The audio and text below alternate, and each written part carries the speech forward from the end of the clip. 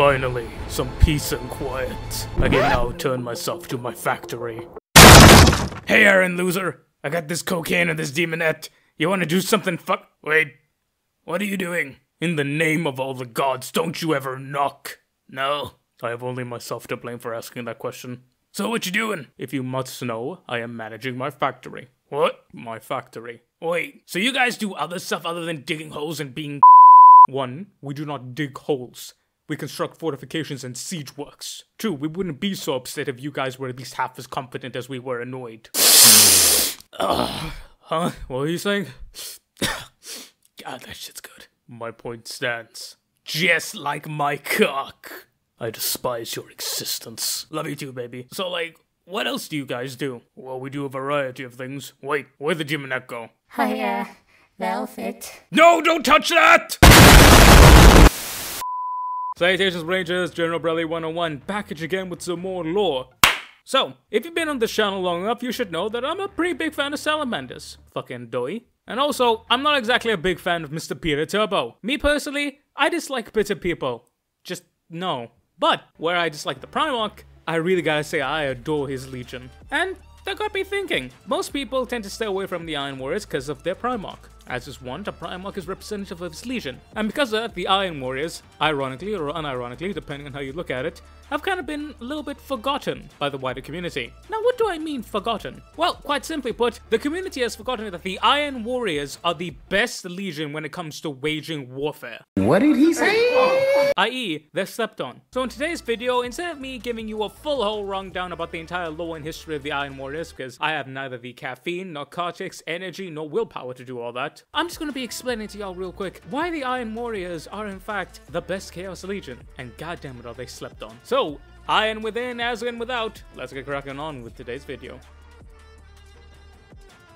Alright, so why are the Iron Warriors the best Legion? Well, there's a variety of factors. First off, their size. The Iron Warriors were the largest traitor legion. Now, there was a little issue with Lorgar kind of like quadrupled his numbers or something like that. He got close to like 280,000 or 250,000 kinda. But essentially, the Iron Warriors were kind of like Guilliman in that sense. In fact, Perturabo is often compared to Rohul Dorn for obvious reason. But in reality, I think it's more apt to say that he's compared to Guilliman, a la Greek being compared to Rome. But people don't understand that Perturabo has a incredibly good logistics system. And Perty himself is a city builder, a city planner, and a logistician, much like Guilliman. He only ended up becoming a siege master because the Big E made him to. And part of the reason why Perty was able to have such a massive legion and sustain his casualties was because this recruitment system was pretty wacko. It has been compared to that of Guilliman's. And it makes sense when you think about it. If you spend your soldiers' lives like their coin, you're going to need a pretty solid banking system. And lo and behold, Perty is one hell of an accountant. Of course, then it makes you think if Perty wasn't such a goddamn dick and actually spent his soldiers' lives profitably, imagine how much more rich he could be, but I digress. We're talking about how much we love the Iron Warriors, not how much I hate Perty. Because I fucking hate Perty.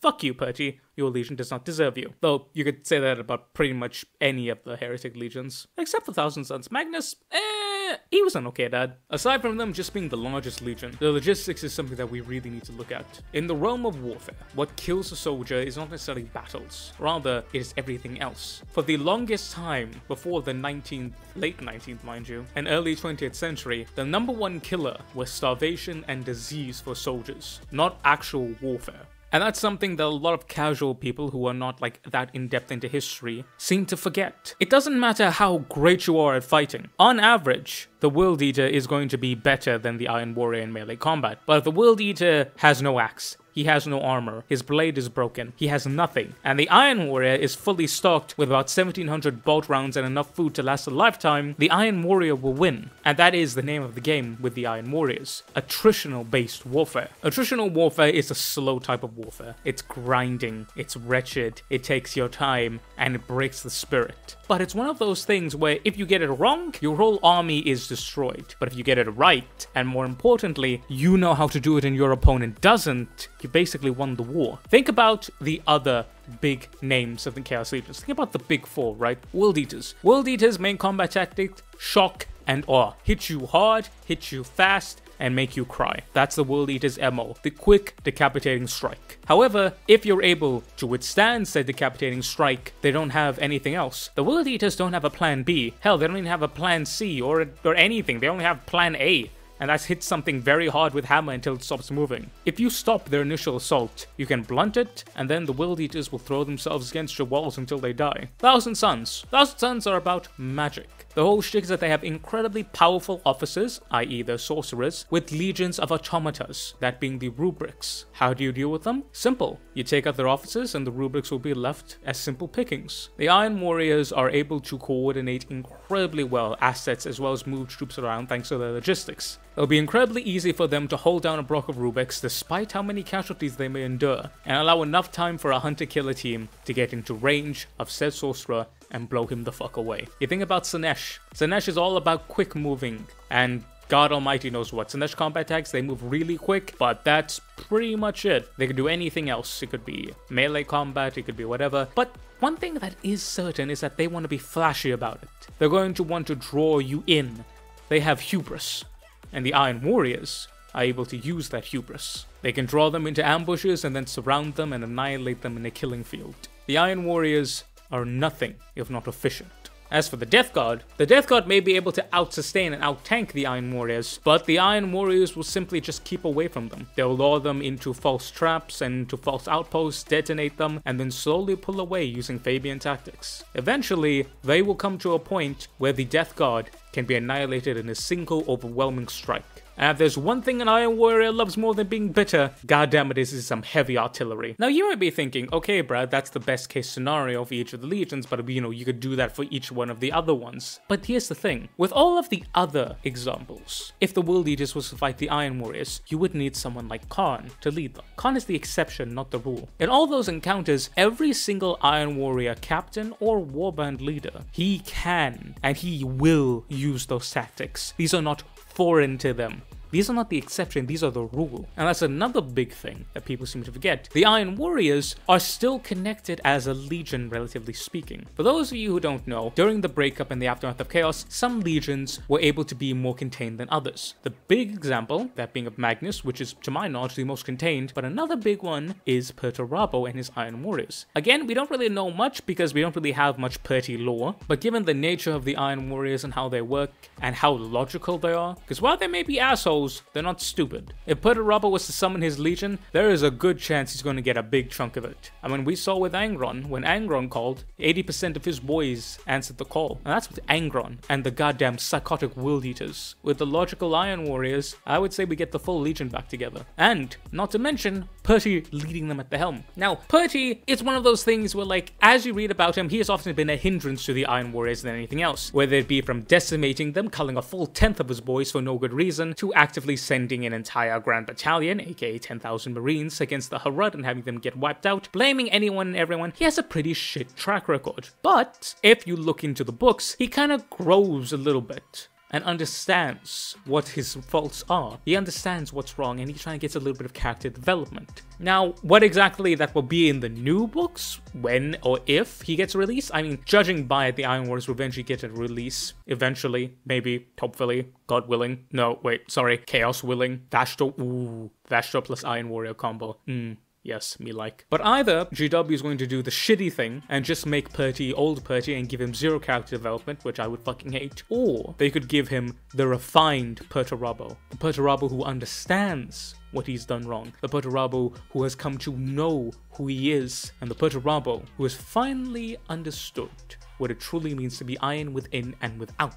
Of course, that then brings the problem of if they do that, you have a competent Perturabo at the head of a competent Iron Warriors Legion, and well, the Imperium is just basically fucked at that point unless they have another Legion to oppose them. But Perty versus the Lionel Johnson would be a hell of a fucking fist fight I'd be willing to watch. But then again, GW might probably just do the dumb thing and be like Lamau Perty dumb. So, who knows. Now, when I say the Imperium is fucked, I mean the Imperium is fucked, because a full Iron Warriors Legion during the Heresy was something else, but a full Iron Warriors with Demon Tech, that's something else entirely. Let me tell you what.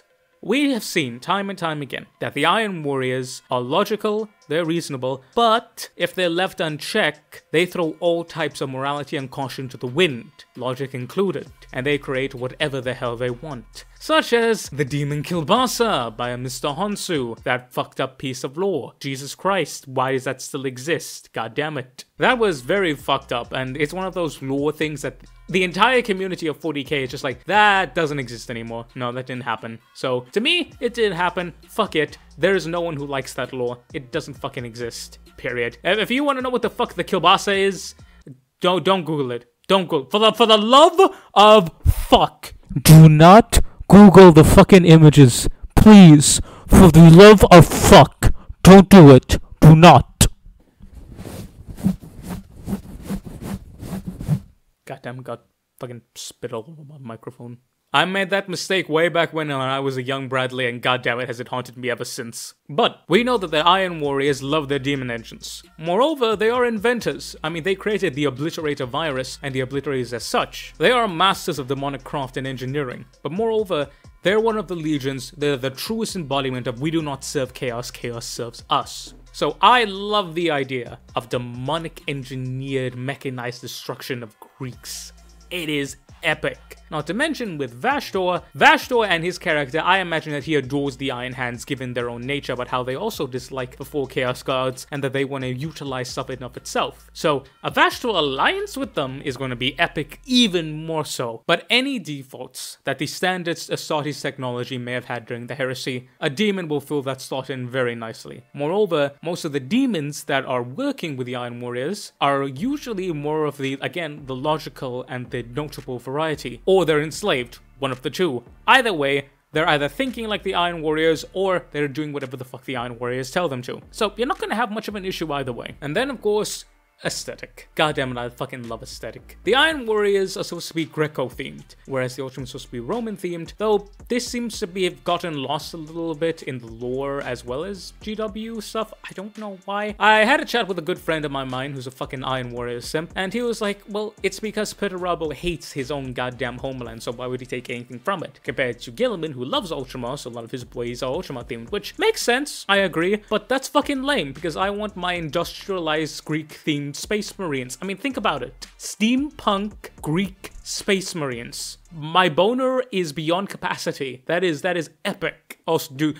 give me the fucking Medusa as a demon engine. Give me the Minotaur as a demon engine. Bro, this shit writes itself, my guy. GW, release these models, people will buy it. I will probably buy it. Well, I mean, I'll buy it, but I'll have Dutch fucking go and paint it for me because I can't pay for shit. Go and subscribe to Dutch, by the way. You just hit 50k, get him to 100k. Love you, Dutch. But aside from how epic they would all look, what truly sets them apart, and why I can say without the slightest bit of issue, and I can stand and debate with any motherfucker here, people will say, but Brad, these are all ifs. These are all ifs. What if, what if, what if? And yes, that is true. But now I'm going to tell you what actually did happen. And that is how goddamn Perty carried the fuck out of the Horus Heresy. The Horus Heresy was possible to 2 reasons. 1, the sheer utter fucking charisma that Horus Lupercal had. And number 2, the sheer fucking iron backbone that Perty had. Peter Turbo fucking laser vision? No. Peter Turbo fucking iron back. Motherfucker's back was built like he was doing the fucking deadlifts at a strongman competition. This motherfucker carried everything. Perturabo showed his sheer tactical brilliance throughout the heresy. And as much as he did fuck up, he did actually show and ended up learning from it. In fact, that's where most of his development came as a character. From the Battle of Fall, which was a pre-ambush before the fleet even reached Istvan, all the way up to the Siege of Terranov itself, where Perty realized the fact that he was actually throwing away his boys for no reason. Perturabo was the only person who was able to achieve sustainable victories throughout the heresy that wasn't just because of his own personal brilliance or tactical prowess. You take a look at major victories throughout the heresy. They were either won because of strategic ploy, such as the Titan Death and the Battle of Garmin Beta, where Horus did Lamau Trixie and the goddamn loyalists, but whenever Perturabo won a victory, it's quite simply because it was just tactical. Now you could argue that being sneaky is tactical, and well, yes, I would agree with you in that regard, but when I say tactical strategic, I mean grinding, pure, no chance. There was always a chance that the loyalists may have noticed what had happened with Horus and they could have stopped him. But when Perturabo won, he won because he did the fucking numbers and A plus B equals C, but there was about 15 layers of blood in between them, and my boy said that's worth. Perturabo is a incredibly deadly foe to face. He's a scary foe as well, not because he himself is personally terrible or he commands a devastating units, which he is pretty capable and he has some hella units. No, what truly makes Perturabo a terror to face is that he doesn't hide what he's going to do. He just makes it so plainly clear and obvious to you what's going to happen because he doesn't give a fuck. You can try and disrupt his supply lines, cool. He's going to armor them to hell and back with enough motherfuckers to make you think twice. You can try and attack his flanks, no problem. He's just going to lock them in place and defend them with enough artillery to make a goddamn nuke cry. You can try and use your Fabian tactics on him, no problem.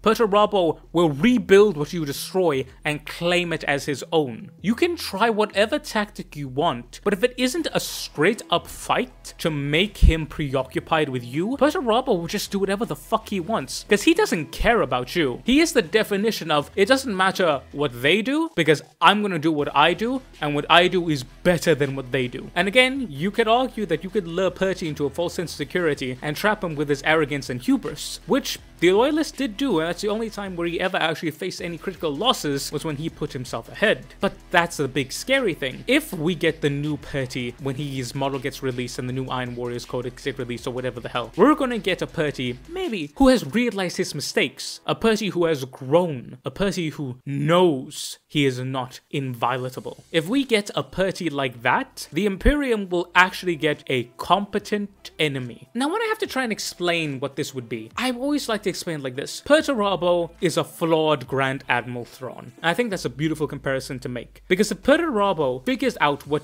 he's doing, if Perturabo gets where he needs to be, if he actually grows and develops and learns from his mistakes, he will become a Grand Admiral Thrawn. For those of you who don't know, Grand Admiral Thrawn is the greatest antagonist. He's not a villain, and that's very important. He's not a villain. He's not malicious. He's not evil, but he is an antagonist. He is the definition of competence in a character and badassery in a character. He is perfect. One of my favorite Star Wars characters. I fucking adore him so much. If you guys want to learn how to write a good antagonist, not a cheap Sunday morning Disney villain, but an actual good character that has logical layers to him, yet still does what he does because his character depicts it, look up Grand Admiral Thrawn. And I think that if Perturabo learns from his mistakes, he could end up being 40k's Grand Admiral Thrawn. Now, what would a 40k Grand Admiral Thrawn look like? Well, here's an example. Perturabo and his legion have to go and besiege a city, or a planet in this case. Now, this planet is heavily guarded and defended. So, what does Perty do? Normally, younger Perty that is, he would surround the planet and besiege the hell out of it, wasting men and lives and ammunition purely because he couldn't withstand the idea of this particular planet defying him. Now, what mature Perty would do, he would surround the planet with an impenetrable blockade, and he would slowly deploy his forces to bombard and siege it, and he would simply bypass it with the main force. He would siege it, and he would brutally conduct the siege, but he would not waste the lives of his men or his resources. He would still conduct it in an Iron Warriors fashion, but he would not be hindered by his hubris. The planet's defenders could not goad him to a full-scale assault. They could not goad him into dedicating more troops than it was worth, because he understands that while this planet is important, it's not that important. Perturabo has one weakness. That is his hubris, his own insecurities. A mature Perty is free of those things, meaning Perturabo has no exploitable weaknesses. Moreover, he would gain further loyalty from his troops. One of the biggest complaints that the Iron Warriors had about Perty is that, well, he treated them pretty poorly. Which he did. Even marvelous commanders like Barbius Dantiok, who was one of the best, if not the best, that the Iron Warriors had, Perturabo discarded him simply because he pointed out that he got half of his boys killed. This new Perty, he would be able to wrangle them. Now granted, he wouldn't be no charismatic leader or whatnot, but he would be able to handle it with a degree of competency. And that's the big kicker here. Mature Perty means a mature Iron Warriors legion. Any defaults that the Iron Warriors had, Perty with a firm iron hand would change it. Now, I doubt that GW will ever do this, because as I said, if this happens, this legion is going to be a nightmare for anyone to face, be it Chaos or be it any form of loyalist. There are only two ways I could imagine this going out if GW decides to implement it. Number 1. The Iron reforges his legion, which he seems to be doing. A Dark Angel's Legion with the Lion at the helm versus Perturabo, creating a brand new front. That would be an incredible bit of story writing. We know that Guilliman has dedicated the Imperium Nihilus to Dante. Well, with the Lion being on that side, it's possible that Perty could decide that he wants to invade a chunk of the Imperium. That's like half of the Imperium Nihilus for one reason. The Lion would launch a crusade against him, and Guilliman would be like, alright, cool. You are now Warden of this sector, Warden of this part of the Imperium Nihilus. And it would be Perturabo versus the Lion. It would be a terrible back and forth. The sheer strategical destruction and annihilation of Perturabo against the tactical brilliance of the Lion, each back and forth fighting a brutal chess game. It would be incredible. The other thing I can think of is that Perturabo formalizes his alliance with Vashtor, and they again try and carve out their own set of space. Maybe a bridge between real space, part of the Imperium, as well as Chaos, trying to establish Vashtor as the new 5th Chaos Lord, with Perturabo as his chosen. Am I pulling a little bit there? Maybe, but it's a cool fucking idea, because it's good lore, it's competent lore, and it doesn't fucking change anything dumb. I love the idea of Perturabo being this living, walking dreadnought, commanding a legion of utterly brutal, yet still logical, competent, not evil men. I mean, when I say evil, I mean stupidly evil. Like the fucking Emperor's children. They're still chaos, they're still bad guys, but it's like, they're competent, right? I suppose in this case, they wouldn't necessarily be bad guys, they'd be more antagonists. Again, Perturabo and the Iron Warriors have always struck me as more of an antagonistic group. They're not evil for evil's sake. They don't have any strong morals that bind them. Moreover, they have shit they want to get done and they'll get it done. They're antagonists. Again, why I relate them to Thrawn. Though Thrawn does have some more redeeming qualities to him, so maybe it'd be a bit much for 40k. But yo, even Thrawn without the fucking redeeming qualities and the still competence, I think Perturabo would make a fucking excellent character in that choice. But all in all, Perturabo and the Iron Warriors represent a legion that has potential. But even without that potential, you take an Iron Warriors warband as is, you put them up against any other warband and they will destroy. Not just in the battle, but in the aftermath. You see, the Iron Warriors possess one trait that sets them above any and all other warbands, except for the Thousand Sons, Astral Claws, and Alpha Legion. They know how to work with mortals. Moreover, they know how to build with mortals. The Iron Warriors understand that they need to be logisticians. They need to be governors. Whereas Guilliman and the Ultramarines may be the benevolent dictators of Rome, here we see that Perturabo and his Iron Warriors are the logical despots of Greece. Not as benevolent, not as kind, but they still protect their people, because their people are a means to an end. The Iron Warriors have always struck me as logical, and whilst we don't really know how well they treat their civilians and citizens, again, we don't have any lore, me personally, I would imagine that they would treat them pretty decently. Like, you're not going to be striking up a friendly conversation, but he's going to make sure that you're relatively well-clothed and fed. Why? Well-clothed and fed means better worker, means better soldier. They're going to treat you with a level of respect that is not, again, nothing like the Loyalists, and the good Loyalists at that, but it's something that you can live with. Again, they're not treating you well because they love you, but they're treating you well because if you are well, you will work better. It's a very fine line to balance it. Me personally, I don't think I could balance it myself because again, me like Salamander, simple as, I'd probably make them too nice, but I love the idea of them being competent. Where there's so many different Chaos Legions out there and Chaos Forces that are just comically evil. And we do need that, your Night Lords and your World Eaters as well as your Emperor's Children. But it would be so nice to see an Iron Warriors warband capture a system and translate it from the Imperium into their own unique thing. And that's the thing though, they can do that. We know that they have the potential to do that because they've done it in the Heresy. Again, a perfect example is the Siege of Vrax. The Siege of Vrax, the Iron Warriors warband came in there, they occupied a section of trench, and they'd have created their own defensive position. The Vraxian militia that were there had two choices. They could serve in the Iron Warriors, or they got the fuck out.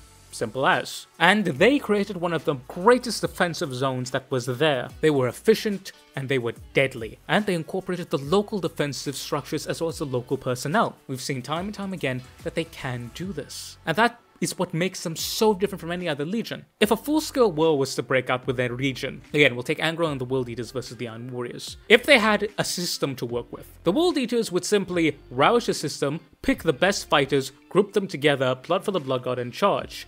Again, one and done in one battle. The Iron Warriors would build up that system, and they would create their own traitor guard regiments and be able to draw upon them for own lesser works and lesser feats. Whilst the Iron Warriors would be on the front lines, they would be able to create an entire industrial system that will be able to feed them ammunition as well as recruits. And that ultimately is why the Iron Warriors would beat any other Chaos Force in any straight up combat, and why they are the most powerful and underslept legion. Whilst there are many Chaos Forces that may be able to win battles, the Iron Warriors are the only Chaos Legion that knows how to win a war. When the Iron Warriors create something, it lasts years, decades, generations. When an Iron Warriors create a fortification, it is meant to withstand anything shy of a planet cracker. When the Iron Warriors go to war, they go for all out war. They will create to destroy,